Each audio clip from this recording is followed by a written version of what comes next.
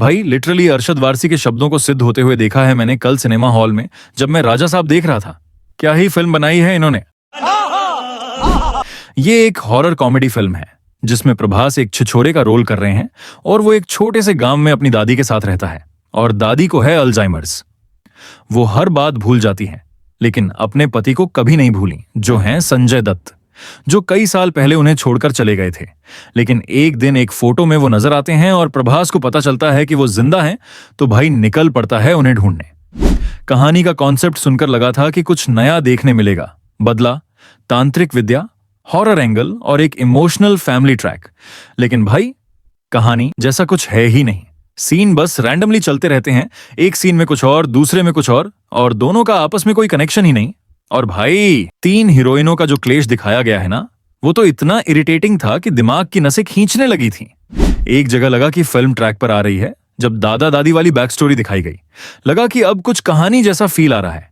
लेकिन जैसे ही वो पार्ट खत्म होता है फिर से वही बकलोलियत शुरू।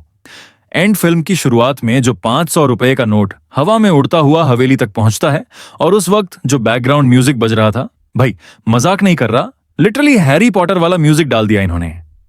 मगर एक चीज जरूर बोलूंगा, फिल्म का कॉमेडी पार्ट थोड़ा सा काम का है।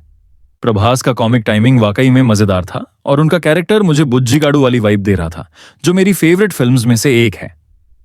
वही थोड़ा फन एलिमेंट था और यही रीजन है कि मैंने इस फिल्म को मॉकटेल पर टाइम पास में रखा है, वरना बाकी सब तो पूरा भंड मामला है।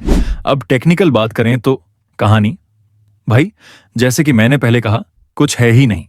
स्क्रीन प्ले ऐसा कि जैसे कोई फ्लो नहीं, कोई बिल्डअप नहीं, बस चल रहा है। और डायरेक्शन, वो क्या होता है भाई, 400 से 450 करोड़ लगाकर बनाई है ये फिल्म और ऑनेस्टली समझ नहीं आ रहा कि इतना पैसा किस चीज पे फूंका है इन्होंने। तो ओवरऑल वर्डिक्ट ये है, अगर आपको हॉरर भी देखना है, कॉमेडी भी देखनी है और दोनों का सत्यानाश भी देखना है, तो राजा साहब आपके लिए ही बनी है। बाकी तो इससे दूर रहने में ही समझदारी है।